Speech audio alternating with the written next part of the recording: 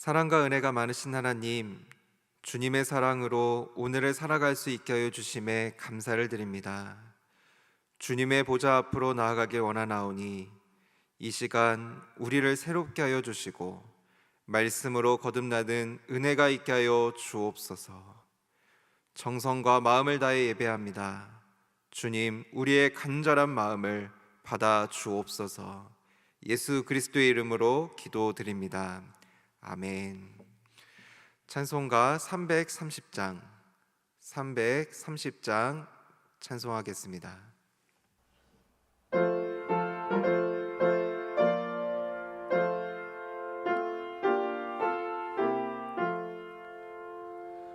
어두운 밤 시대리니 내 직분 지켜서 찬이 있을 맺힐 때에 일찍 일어나 해 돋는 아침부터 힘써서 일하라. 일할 수 없는 마음이 속히 오리라. 어두운 밤 시대리니 내 직분 지켜서 일할 때 일하면서 놀지 말아라. 낮에는 수고하나 쉴 때도 오겠네.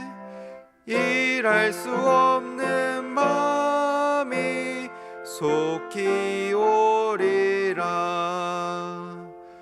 어두운 밤 시대리니 내 직분 지켜서 지는 해 비킨 볕에 힘써 일하고 그 빛이 다하여서 어둡게 되어도 할 수만 있는 대로 힘써 일하라. 오늘 우리에게 주시는 하나님의 말씀은 마태복음 25장 1절부터 13절까지의 말씀입니다.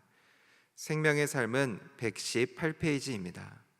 이제 하나님의 말씀을 봉독합니다.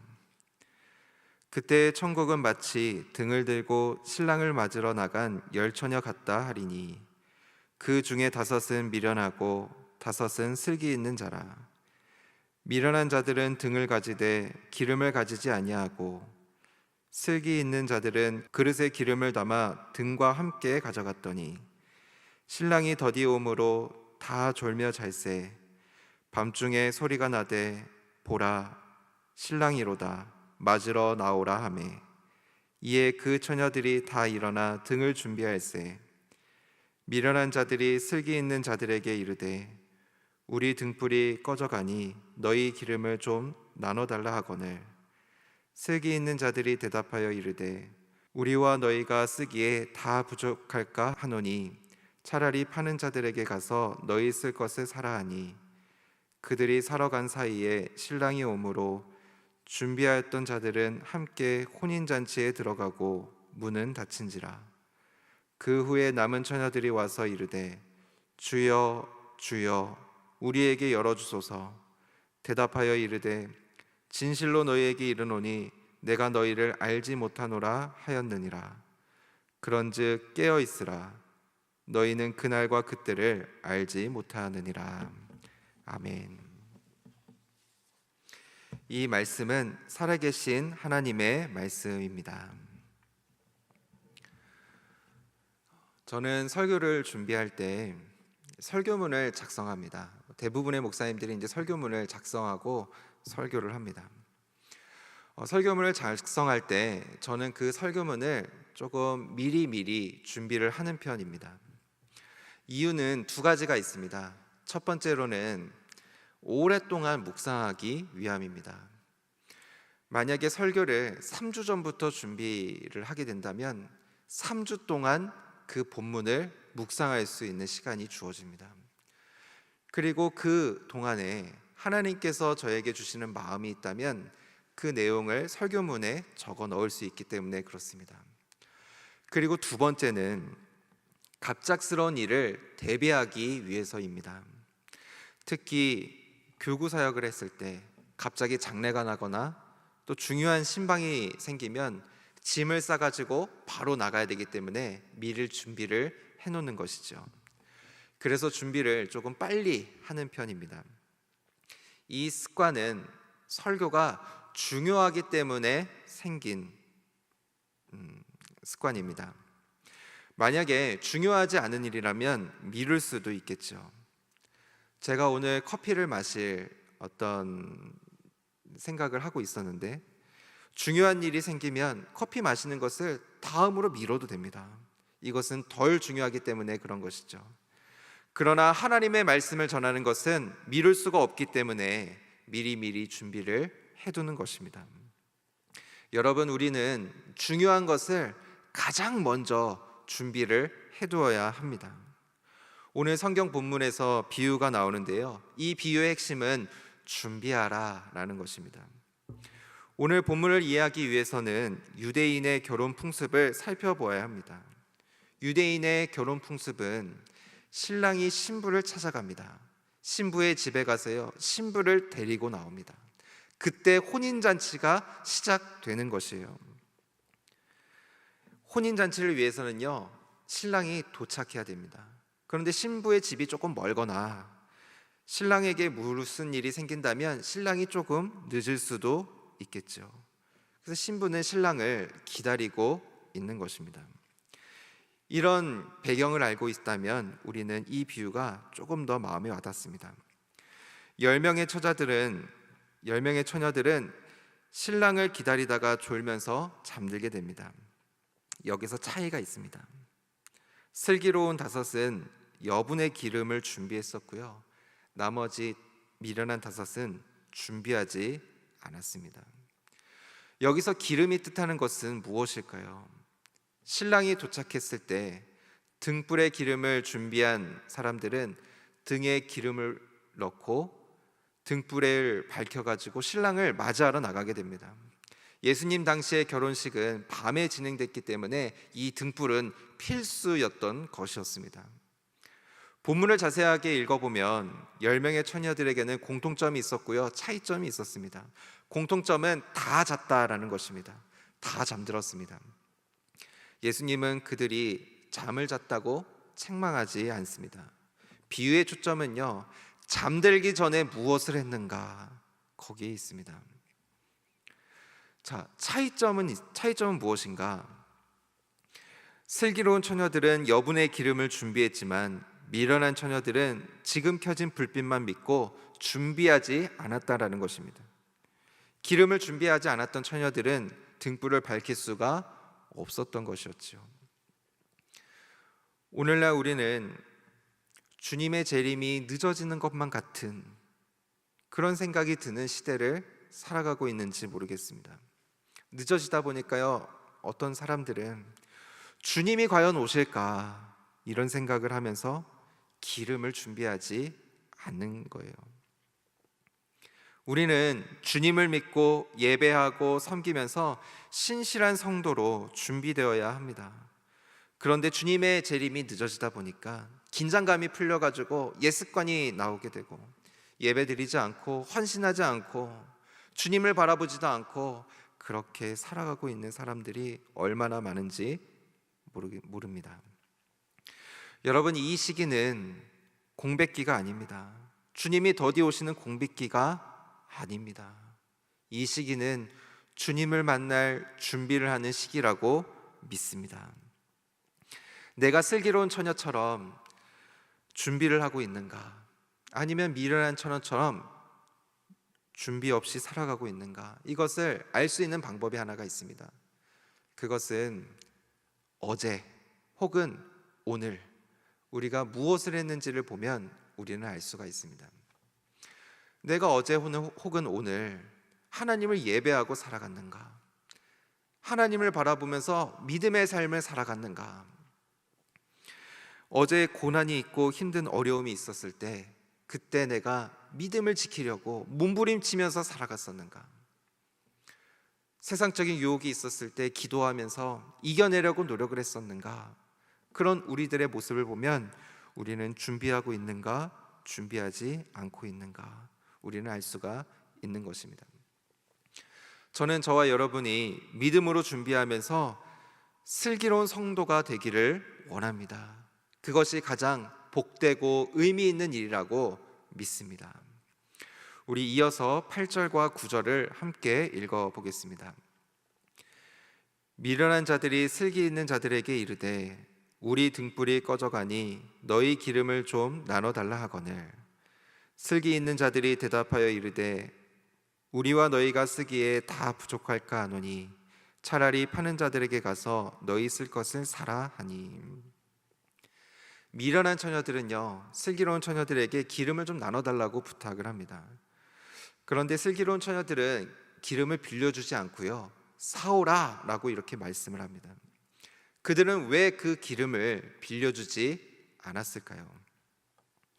이것이 말씀하고 있는 것은 재림을 위한 준비는 자신의 몫이지 남의 것을 빌려서 할 수 있는 것이 아니라는 것입니다. 예수님께서 재림하셨어요. 그때 우리는 우리의 믿음으로 서야 한다라는 것입니다. 부모의 믿음, 배우자의 믿음, 또 자녀의 믿음, 이 믿음이 우리의 신앙에 도움이 됩니다. 그러나 결국 하나님 앞에 설 때는 나의 믿음으로 서야 된다라는 것을 말씀하고 있는 것입니다. 본문은 그 준비의 기간이 있다라고 말씀합니다. 언제까지일까요? 그날이 오기까지입니다. 주님이 다시 오기까지입니다. 그날이 오면 더 이상 준비는 불가능한 것입니다. 10절의 말씀처럼 문이 닫힐 것이기 때문입니다. 오늘날 우리가 아무 생각 없이 살다 보면 우리가 지금 살아가고 있는 일상이 영원할 것 같습니다. 누리고 있는 일상, 문명, 혜택, 편리함, 그 모든 것들이 계속될 것 같아요. 그러나 주님이 오시는 날이 있습니다. 우리는 믿음으로 바로 서면서 그 날을 준비해야 하는 것입니다. 그때 우리는 기쁜 마음으로 주님을 맞이할 수 있는 것입니다. 자, 11절을 보시면 주여 우리에게 열어주소서. 남은 처녀들이 이렇게 말합니다. 그때 신랑이 어떻게 대답을 하나요? 우리 12절의 말씀을 함께 읽어보겠습니다.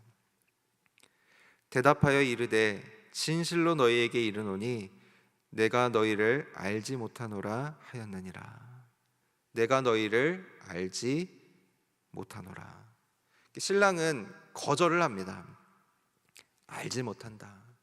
여기서 알지 못한다라고 하는 말은 단순한 정보를 말하는 것은 아닙니다. 너가 키가 몇인지 내가 알아. 혈액형이 뭔지 알아. 뭐 어느 대학을 나왔고 어느 직장을 다니고 있는지 내가 알아. 이런 정보를 안다라고 하는 것이 아니에요. 이 안다는요, 언약 안에서 사랑과 순종으로 맺어진 인격적인 관계를 뜻합니다. 그러니까 우리가 준비해야 될 것은 주님과 인격적인 교제를 하면서 나아가야 한다라는 거예요.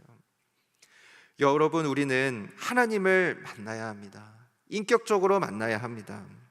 말씀을 통해서 주님을 만나고요, 기도를 통해서 주님을 만나고, 선교를 통해서 주님을 만나고, 섬김을 통해서 주님을 만나야 되는 거예요. 우리는 주님을 만나야 됩니다. 주님을 만나서 친밀한 교제 가운데 나아가야 하는 것입니다. 우리가 주님과 교제를 하며 나아갈 때 주님은 우리를 기억하실 것이라고 믿습니다. 이것이 다시 오심을 준비하는 것이라는 것입니다.